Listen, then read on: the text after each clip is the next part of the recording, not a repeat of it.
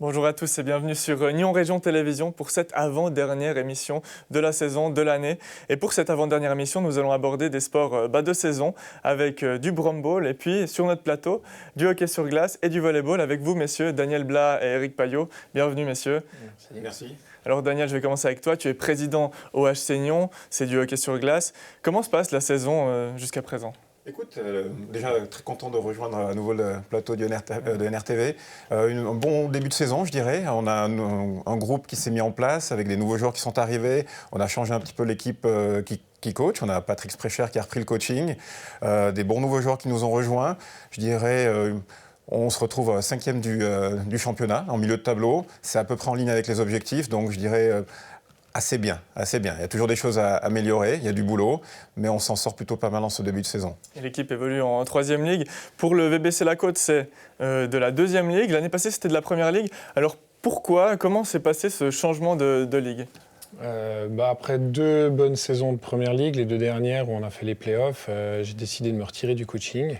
Et puis, on a malheureusement réussi à trouver personne qui pouvait ou qui voulait reprendre le coaching en Première Ligue. Donc, on a décidé de retirer l'équipe. Avec quelques éléments aussi qui s'en sont allés ou qui ont décidé d'arrêter.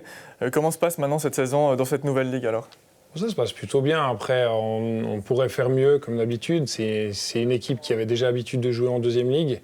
On est quelques-uns, on est 3-4 à avoir rejoint depuis la Première Ligue. Et puis, on a mis un petit moment pour que la mayonnaise prenne, mais globalement, voilà, on s'en sort bien. Et vous êtes aussi au milieu de tableau, 5e place. Quel est votre objectif, Daniel ? Vous êtes aussi 5e actuellement du classement. Est-ce qu'on regarde plutôt en haut ou en bas ? Ouais, je pense pour motiver les joueurs, il faut quand même plutôt regarder en haut. C'est clair, en haut du championnat, il y a des grosses écuries, des grosses équipes qui sont difficilement atteignables, mais vraiment le haut du tableau, si on reste entre la 3 et la 5e place, ça serait bien. Et l'objectif, c'est d'avoir des bons matchs en play-off. C'est clair, si on finit en bas, on va jouer, c'est le premier contre le dernier, on risque d'être en difficulté en play-off. Donc vraiment le haut du tableau et je dirais vraiment d'avoir de l'intensité, des bons matchs à chaque fois. C'est vraiment ça la clé, quoi. Et à l'heure actuelle, vous êtes 5e, donc vous joueriez contre le 4e. C'est quelque chose qui vous conviendrait de jouer contre une équipe peut-être pas dans les 3 premiers en tout cas ? Ça serait mieux pour avoir cette émulation dans les playoffs. Mais je pense que là, il nous reste 2 matchs avant la pause des confiseurs, 2 matchs à notre portée, il faut engranger des points, donc ça c'est vraiment la clé. On a fait un bon match jeudi dernier avec une victoire et je pense qu'on surfe sur cette bonne vague et qu'on finisse en beauté l'année avant d'aller faire une petite pause à Noël.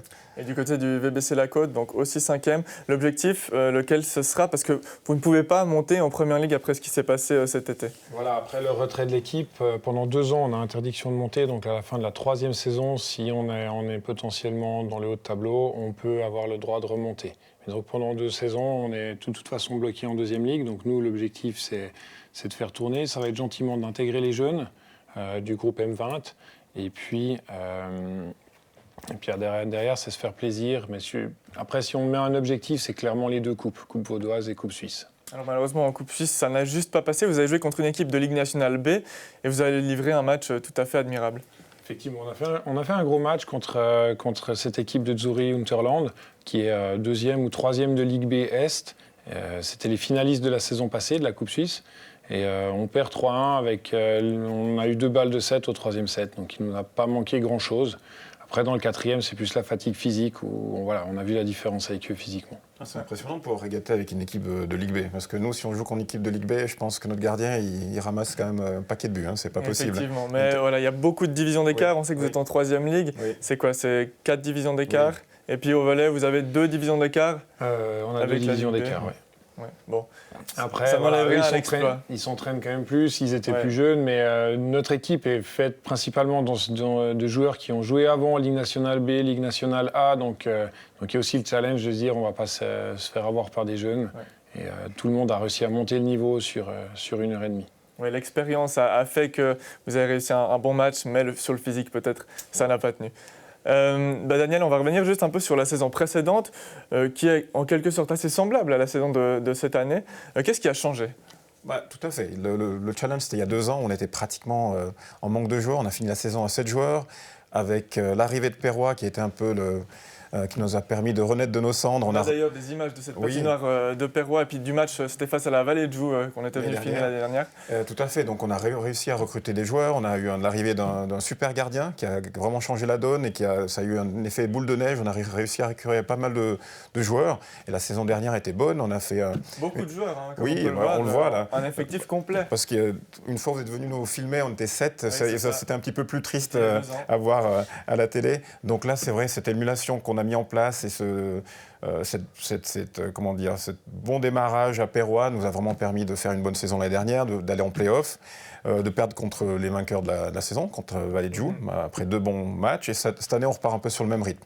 On a des nouveaux joueurs, on a un nouveau coaching, donc il y a toute comme tu le disais, une mayonnaise à mettre pour qu'elle prenne. Écoute, on est à 4 victoires sur 9 matchs. De la discipline, là on voit un joueur qui vient de se prendre une pénalité. C'est quelque chose que vous avez pu améliorer cette année? Effectivement, c'est vrai que l'année dernière, on avait quelques joueurs dont les plus pénalisés de la Ligue. Pas des méchants joueurs, mais avec beaucoup d'envie. Donc je salue notre ami Alès qui a été recordman des pénalités de 2 minutes. Mais cette année, il a vraiment changé de jeu et il est un de nos meilleurs buteurs dans l'équipe. Donc bravo à lui. Non, ça va beaucoup mieux. Et tout ça dans une patinoire qui vous convient depuis maintenant 2 ans. Effectivement, et là on voit sur les images la chance qu'on a cette année. On a en plus un toit et ça change vraiment la donne.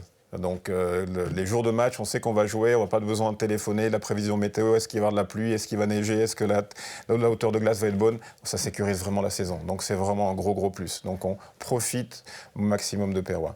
Alors on a d'autres images d'une autre patinoire, est-ce que vous connaissez le Brom Bowl, Eric? Est-ce que ça te dit quelque chose? Rien du tout comme ça. Je vous propose de voir ces images, c'était vendredi soir à Gland. Une initiation au Brom Bowl a eu lieu, c'était pour tout le monde, regardez. Bertrand Gossenbacher, nous sommes ici à la patinoire de Gland où a lieu pour la 2e année consécutive l'initiation au Brom Bowl. Elle a lieu parce que ça a bien marché la première année. Oui, tout à fait.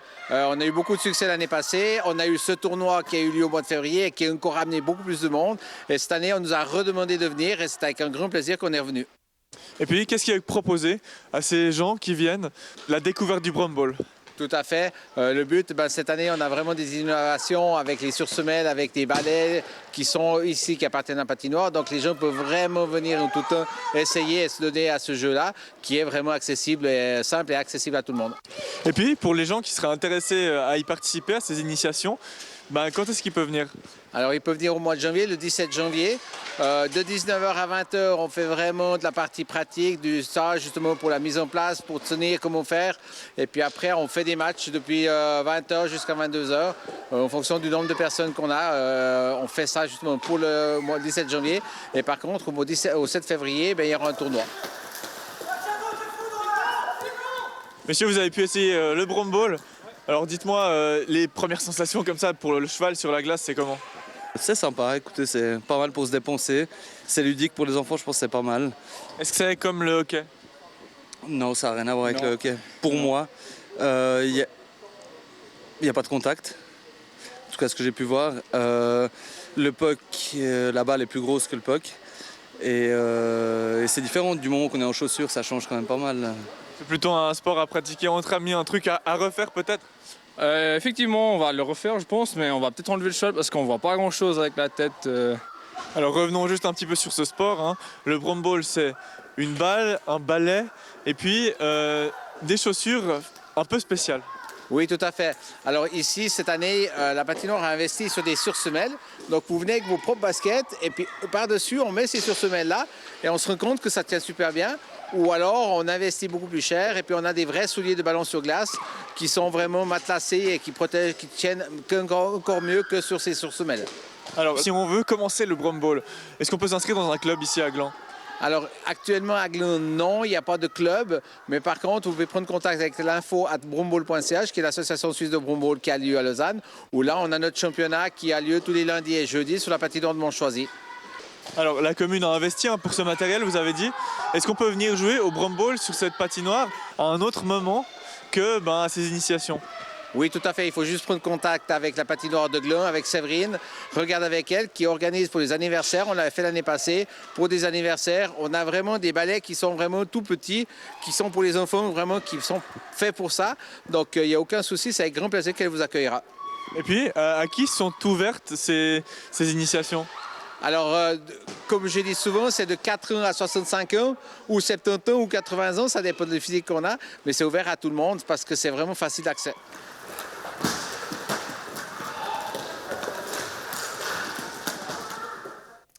Et voilà, pour le Brumble, revenons au hockey sur glace avec toi, Daniel.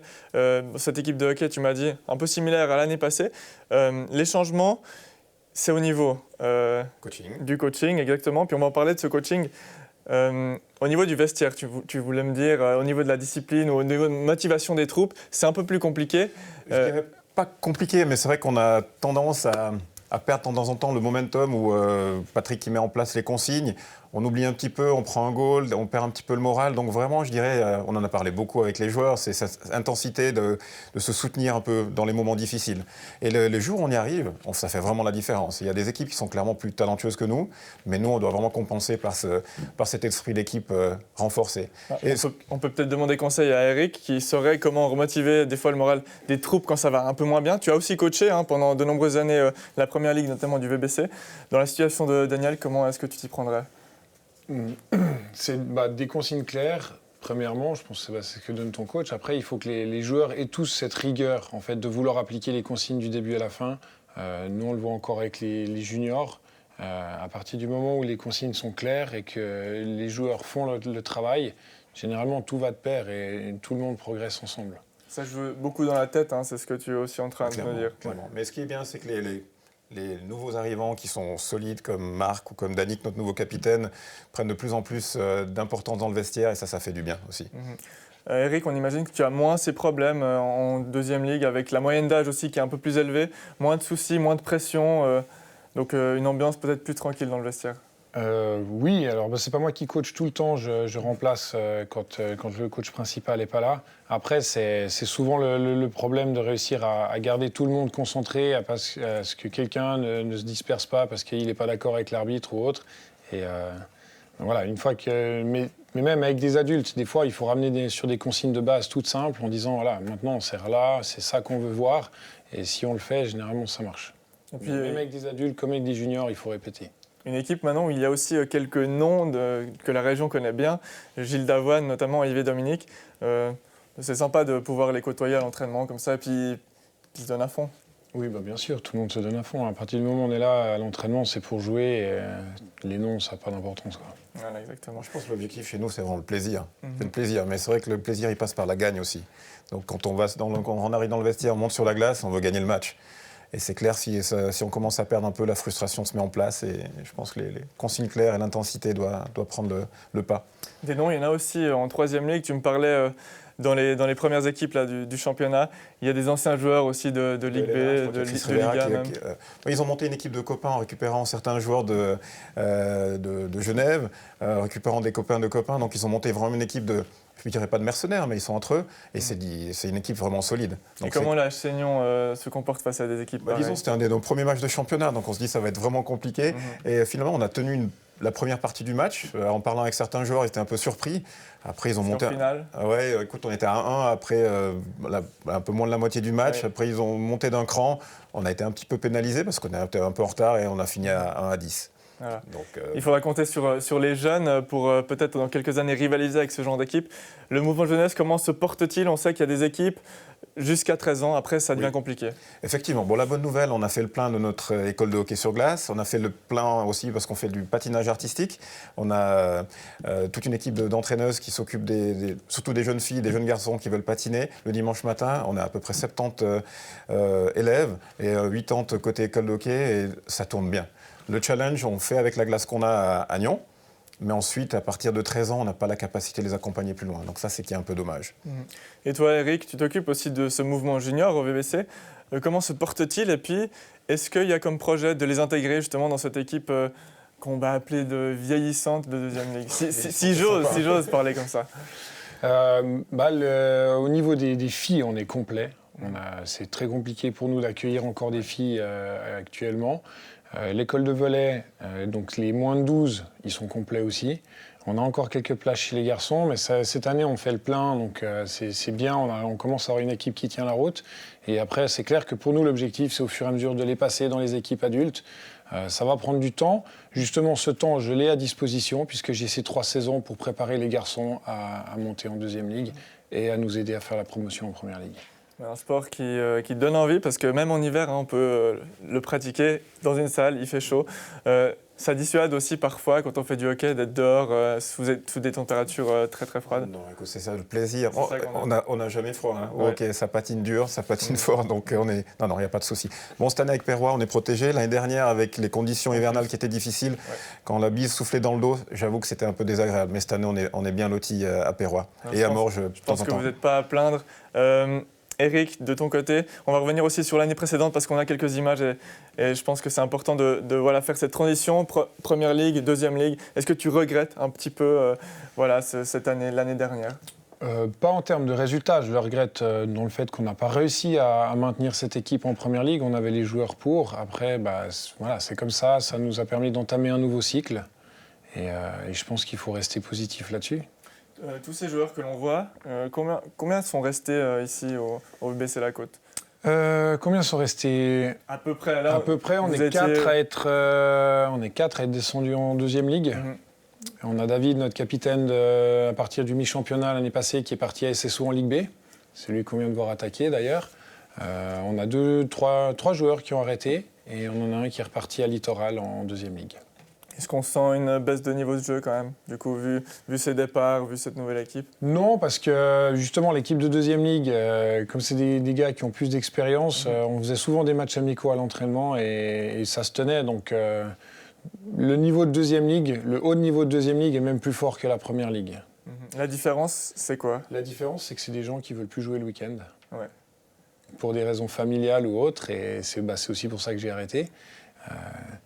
Et voilà, mais c'est vrai que le haut niveau de deuxième ligue, on est plus fort que la première ligue. Donc là, ça consiste en quoi quand on joue maintenant en deuxième ligue? C'est peut-être 2 entraînements par semaine, plus le match, c'est quelque chose comme ça? Non, à Chino, c'est 1 entraînement par semaine, plus le match. Ouais. Ce qui, moi, m'a libéré un soir, le mercredi soir, où j'ai pu reprendre justement ce mouvement garçon.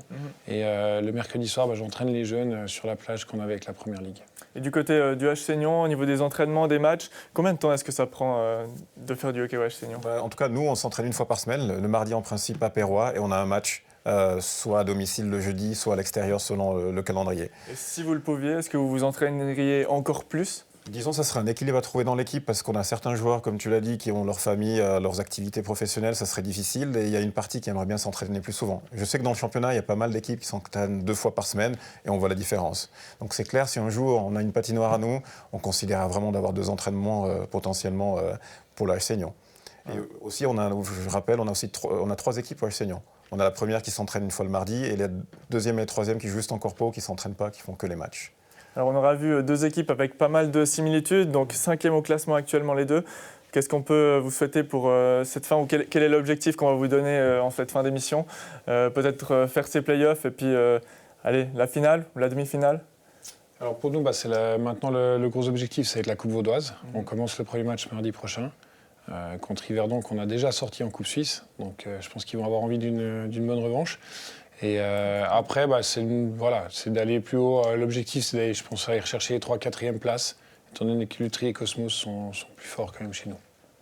Et du côté du H-Seignon? Je dirais on va être à court terme, on gagne le match de demain et le dernier avant Noël. Et ça sera très bien. Et on se prépare pour les playoffs ensuite. Voilà, c'est ça. Avec une ambition peut-être de jouer les finales et puis de monter ou bien... Non, pour monter, il faut une patinoire. Donc non, clairement pas. Clairement, si on peut gagner le championnat, on le gagne. On restera gentiment en 3e ligue. Mais gagner tous nos matchs, on y va pour. Non, donc pas pour l'instant. La montée, c'est une musique d'avenir. Voilà, donc 2 équipes qui sont là pour gagner évidemment, mais aussi pour prendre du plaisir. Et puis étant donné qu'on ne peut pas monter, vaut mieux profiter un maximum. Merci beaucoup en tout cas messieurs d'être passés sur le plateau de Nyon Région Télévision. Merci beaucoup.